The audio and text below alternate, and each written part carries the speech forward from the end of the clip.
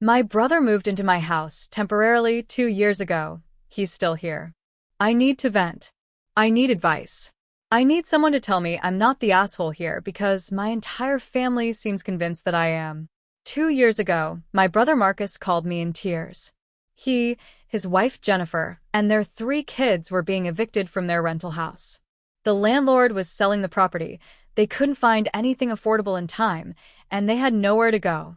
Could they stay with me for just a couple of weeks while they found a new place? I said yes. Because that's what family does, right? You help each other out in emergencies. I had a 4-bedroom house, plenty of space. I was single, working from home as a software developer, and I figured 2 weeks of chaos was manageable for the sake of helping my brother. That was October 2023. It's now October 2025. They're still here, and I'm losing my mind. Let me give you some context about my situation before they moved in. I'm 32 years old, and I'd worked my ass off to buy my house 3 years earlier. I'm talking 6 years of 60-hour work weeks, living in a tiny studio apartment, eating ramen, and saving every possible penny to afford the down payment. My house was my sanctuary. I'd decorated it exactly how I wanted it. I had a home office, a guest room, a gaming room, and a master bedroom. Everything was organized, clean, and peaceful.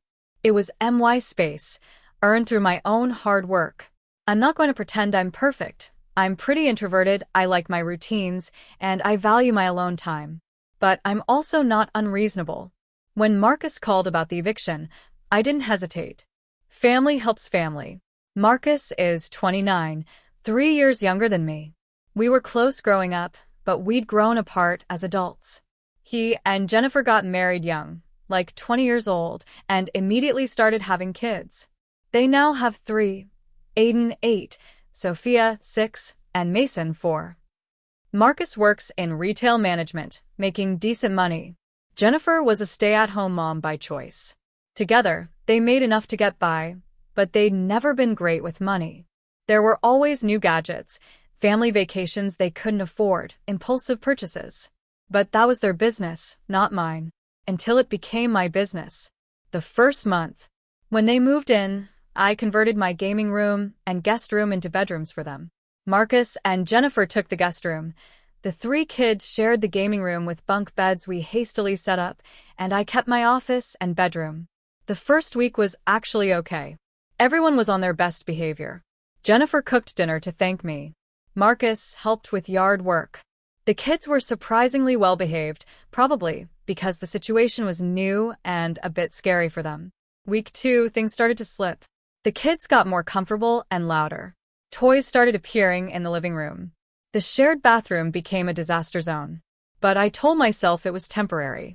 They were actively looking for apartments, sending me listings, asking for my opinion. It was fine. Week 3, Marcus sat me down for a talk. So, we've been looking and everything in our price range is either too small or in really bad areas. Would you mind if we stayed maybe another month? Just until we can save up a bit more for a better place. What was I going to say? No, throw my brother and his kids onto the street? Of course I said yes. Week 4, I started noticing things. They weren't actively apartment hunting as much. Marcus would come home from work and play video games in the living room instead of searching rental listings. Jennifer had fully taken over the kitchen, rearranging everything to her preferences. The kids treated the house like it was theirs. But I didn't say anything. I didn't want to seem petty or unwelcoming. They'd been through a stressful situation. They deserved some grace, right? Months 2 to 6, the slow creep. By month 2, the temporary arrangement started feeling very permanent. They'd stopped showing me apartment listings. When I asked about their search, Marcus would get vague. Yeah, we're looking, but nothing really fits our needs right now. Their needs seemed to keep expanding. It needed to be in a good school district. It needed a yard. It needed to be close to Jennifer's parents. It needed to allow their large dog. Wait, when did they get a dog? Oh yeah, month 3. They adopted a German Shepherd without asking me. Just came home one day with this massive puppy named Thor who immediately started tearing up my yard and chewing my furniture. Surprise!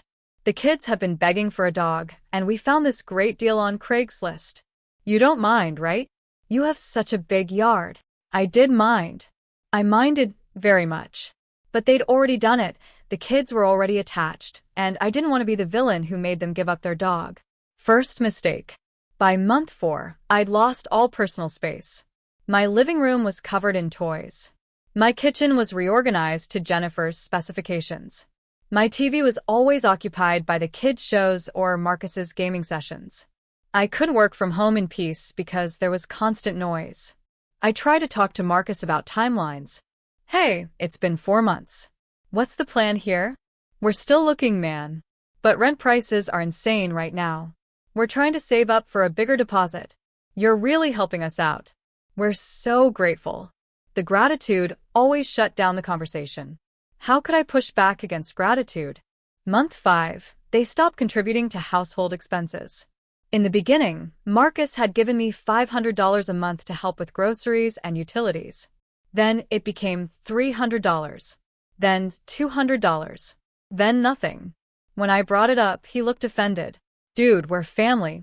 Are you really going to charge your brother rent? We're going through a tough time. I thought you wanted to help us. Month 6, Jennifer announced she was pregnant. Baby number 4, completely unplanned, allegedly. This changed everything, according to Marcus. We can't move into a small apartment now. We need at least a 3-bedroom. Those are so expensive. Would you mind if we stayed just until after the baby's born and Jennifer recovers? It would be so much safer for her to be here with help. I was trapped. What kind of monster kicks out a pregnant woman? The breaking point that wasn't. Around month 8, I hit my first major breaking point. I came home from running errands to find Jennifer had painted my guest room, the room they were staying in, without asking. She'd chosen this bright coral color that I absolutely hated. Surprise? I was feeling nesting urges, and this room was so bland. Don't you love it? It's so cheerful. I did not love it. It was my house. My walls. My guest room that they were supposed to be temporarily borrowing. I completely lost it. I told her she had no right to paint my walls without permission. I told Marcus they needed to find a place immediately, that this had gone on long enough. I gave them a deadline. 1 month to find somewhere else to live. Jennifer cried. She said her hormones made her do it, that she was just trying to make the space feel more homey for the kids. Marcus got defensive, saying I was being unreasonable and hostile to his pregnant wife. The kids heard us arguing and started crying too. Within hours, my mom was calling me, then my dad, then my aunt, then my grandmother. All of them gave me the same message. I was being selfish. Marcus was going through a hard time. How could I threaten to throw a pregnant woman and 3 innocent children out of my home? Didn't I understand what family meant? Was money really more important than my own brother? I tried to explain that it wasn't about money. It was about boundaries, about respect, about the fact that they'd been there for 8 months with no real effort to leave. But I was painted as the bad guy. They'll leave soon, my mom promised. Just let them stay until after the baby comes. Then they'll figure it out. You're doing such a good thing by helping them. I backed down. I apologized to Jennifer for overreacting. The coral walls stayed. They stayed. And I felt like an asshole for even bringing it up. Year 1. The new normal. By the time they'd been there a year, I'd given up on them ever leaving voluntarily. This was just my life now. I'd lost my personal space, my peace and quiet, my ability to have friends over. The house was always too messy and chaotic. I was supporting 6 people and a dog on my salary while Marcus and Jennifer saved something. I had no idea, because they never talked about money. Jennifer had the baby, a girl they named Luna. Cute kid, screamed constantly. My bedroom shared a wall with theirs, so I got to hear every 2 a.m. feeding session. I asked Marcus about their moving timeline now that the baby was born. Jennifer's still recovering. We can't apartment hunt with a newborn. Plus, you know how expensive childcare is. We need to save up more. Give us 6 more months. 6 more months. That's what he always said. Just a little longer. They were so close. They were working on it. But they weren't. Marcus bought a new gaming console. Jennifer redecorated the living room again with new furniture that I didn't approve. They went on a weekend trip to visit Jennifer's sister, leaving me to babysit all 4 kids. When I complained to my parents, my dad said, "Well, you let them stay this long. You can't kick them out now. Where would they go?" That became the refrain. I'd enabled the situation by being too nice, and now I was stuck with it. The incidents. Around month 14, things started getting worse in new ways. Marcus's attitude toward me changed. Instead of grateful, he became entitled. The house wasn't just his temporary refuge. It was his house too. He started making decisions without asking me. He invited his friends over for poker night, making a huge mess that I was expected to clean up. He changed the Wi-Fi password without telling me in my own house. He even gave my parents a key to their place without asking if I was okay with that. When I confronted him, he laughed it off. "Dude, we live here. We should have a say in things." "You're living here temporarily," I corrected. "It's still my house. Don't be like that. We're family. What's yours is mine, right?" Wrong. So incredibly wrong. Month 16 brought the Thor incident. Remember the dog they got without asking? He destroyed my leather couch, the nice one I'd saved up for months to buy. Just completely shredded it. I was furious. I told Marcus they needed to replace it. He laughed and said, "Dogs will be dogs. Besides, it was kind of old anyway. Maybe it's time for an upgrade." It was 2 years old, and he had no intention of replacing it. That's when I started documenting everything. I took photos of the damage they'd done to the house. I started keeping a log of expenses. Utilities had tripled since they moved in. I tracked the lack of financial contribution. I was building a case, though I didn't know what for yet. Month 18, Jennifer decided to start a home-based essential oils business. My living room became her office and inventory storage. There were boxes of oils everywhere. She was constantly having parties with her friends in MY Home, and she got upset when I asked her to move her business elsewhere. "I'm trying to contribute financially," she said. "I thought you'd be supportive." She made approximately $200 over 3 months and spent at least $1,000 on inventory. Some contribution. The final straw. We're now at month 23, almost 2 years. 3 weeks ago, I started dating someone. Her name is Alicia, and she's wonderful. We'd been seeing each other for about a month when I invited her over for the first time. I was so nervous about her seeing my living situation. I'd explained that my brother's family was staying with me temporarily, but I don't think she understood the full scope until she arrived. The house was a disaster. Toys everywhere. Kids screaming. Thor barking. Jennifer on the couch nursing the baby while watching TV at full volume. Marcus playing video games with Aiden. Alicia and I tried to watch a movie in my bedroom, the only space I had left, but the walls were so thin we could hear everything. Mason had a meltdown about bedtime. Luna cried. Jennifer and Marcus got in a fight about whose turn it was to do dishes. After an hour, Alicia made an excuse to leave. I walked her to her car, mortified. "So, your brother's family lives with you?" she asked carefully. "Temporarily. They're looking for a place." "How long have they been looking?" 2 years. She didn't say anything judgmental, but I could see it in her eyes. This was a red flag. This situation was not normal. We went out twice more, but she was clearly uncomfortable with my living situation. When I tried to kiss her goodnight after our 3rd date, she pulled back. "Look, you're a great guy, but I need to be honest. The thing with your brother, it's a lot. You don't have any boundaries. You're letting your family walk all over you, and I can't date someone who doesn't respect themselves enough to say no." I'm sorry. She was right, and it hurt like hell.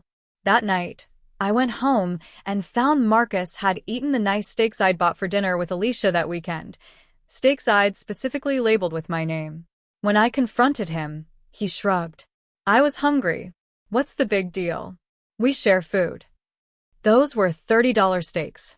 I bought them for something specific. "Dude, why are you being so petty about food? You make good money. You can buy more steaks." Something in me snapped. "Get out." "What?" Get out. "I want you and your family out of my house. You have 30 days. Marcus laughed. He actually laughed. "You can't be serious." Where are we supposed to go? I don't care. You've had 2 years to figure that out. 30 days, or I'm starting formal eviction proceedings. You're going to evict your own brother? Your nieces and nephews. You've given me no choice.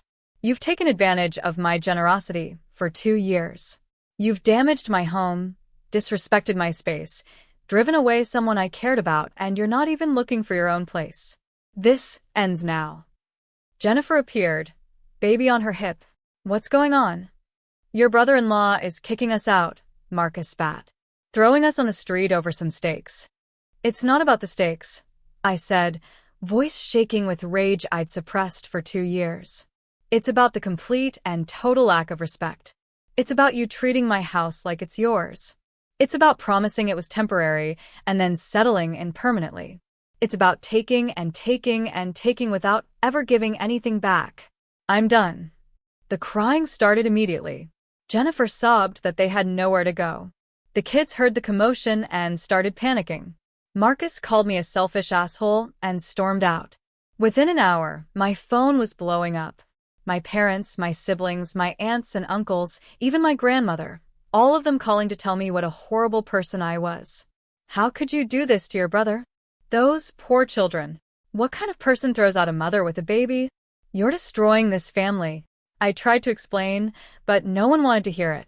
I sent them my documentation, the photos of damage, the financial records showing how much I'd spent supporting 6 people, the logs showing their complete lack of effort in finding housing. Most people didn't even look at it. My mom showed up at my house in person, crying. Please don't do this. Where will they go? That's been my question for 2 years, Mom. Where will they go? Because they clearly never planned to leave here. You're being cruel. I'm being used. Can't you see that? They've taken over my entire life. I have no space, no privacy, no peace. I can't even date because of the situation. I'm 32 years old, and I feel like I'm living in a frat house. Family is more important than dating. Is family more important than my mental health? My financial stability? My own home? She didn't have an answer for that. She just kept crying and begging me to reconsider. I didn't. The 30 days. The next 30 days were absolute hell. Marcus and Jennifer went from shocked to angry to manipulative. They cycled through every tactic in the book. First, anger. They slammed doors, gave me the silent treatment, told the kids I was sending them away. Aiden actually asked me, Uncle Jake, why don't you love us anymore? Which broke my heart. Then, guilt. Jennifer left the baby with me constantly, saying she had to go apartment hunting, then I'd see social media posts of her at the mall. Marcus started making comments about how they might have to live in their car. I hope the kids don't get sick sleeping in the cold. Then bargaining. What if we paid you $800 a month? Would that change your mind? Where was this money when I asked for help with bills? What if we were quieter? What if we kept our stuff in our rooms? Finally, denial. They acted like the eviction wasn't happening. They stopped packing. They made plans for Thanksgiving at our house. They bought new furniture for the kids' room. On day 20, I called a lawyer. She told me that since they'd lived there over a year, they were legally tenants even without a lease, and I'd need to do a formal eviction. I started the paperwork. On day 25, my dad came over to try to talk me out of it one last time. This conversation actually gave me some clarity. Son, I know you're frustrated, but you need to think about the bigger picture here. Marcus is your brother. These are your nieces and nephews. Yes, maybe they've overstayed their welcome, but destroying your relationship with your brother over this? Is it worth it? Dad, what relationship? He doesn't respect me. He takes advantage of me. He treats my house like it's his. What relationship am I protecting? He's just... Marcus has always been a bit immature. You know that. He needs more support. I've been supporting him for 2 years. At what point is it enough? At what point am I allowed to have my own life? Is your life really so bad? You have a good job, a nice house. You can afford to help family. And there it was. The core assumption that had enabled this whole situation. Because I could afford it, I should just accept it. My success meant I didn't deserve boundaries. Dad, I love you, but if you're not here to help me get them out, I need you to leave. He left, disappointed in me. It hurt, but not as much as I thought it would. On day 30, they still hadn't packed or made any real effort to leave. I filed the formal eviction notice. The sheriff delivered it on day 32. That's when things got really ugly. Marcus posted on Facebook about how his cruel, heartless brother was evicting his family for no reason. He shared photos of the kids with captions like, "These are the children my brother is throwing onto the street." The post went semi-viral in our hometown. I started getting hate messages from people I went to high school with. Someone left a nasty note on my car calling me greedy and evil. Jennifer started a GoFundMe titled "Family Made Homeless by Greedy Brother" that painted me as a monster. She claimed I'd kicked them out with no warning after they'd been helping me maintain my house. I wanted to respond, to tell my side, but my lawyer advised against it. Let them make noise. The eviction will proceed regardless. Don't engage. It was torture watching myself be vilified online and unable to defend myself. The eviction court date was set for 6 weeks out. During that time, Marcus and Jennifer made my life miserable. They let the kids destroy things intentionally. They stopped cleaning anything. They had loud parties at 2 a.m. Thor had several accidents on my carpet. It was retaliation, pure and simple. Finally, court day arrived. I showed up with my lawyer and my documentation, 2 years' worth of photos, financial records, and communications. Marcus and Jennifer showed up with a public defender and a lot of righteous anger. The hearing lasted an hour. The judge reviewed the evidence, listened to both sides, and made his ruling. "Mr. Martinez," he addressed Marcus, "you and your family were allowed to stay in your brother's home temporarily during a crisis. That was nearly 2 years ago. You've made no meaningful effort to secure alternative housing. You've caused significant damage to the property. You've failed to contribute financially despite being employed. This is a clear case of a guest overstaying their welcome and taking advantage of the homeowner's hospitality." He granted the eviction with 30 additional days to vacate. Marcus exploded. "This is bullshit. He's my brother. He's supposed to help family." "Help, yes," the judge said calmly. "Host indefinitely while you make no effort to change your situation, no. You have 30 days, Mr. Martinez. I suggest you use them wisely." Moving out. Those final 30 days were slightly better because there was a court order now. Marcus and Jennifer couldn't pretend this wasn't happening. They actually had to pack and find somewhere to go.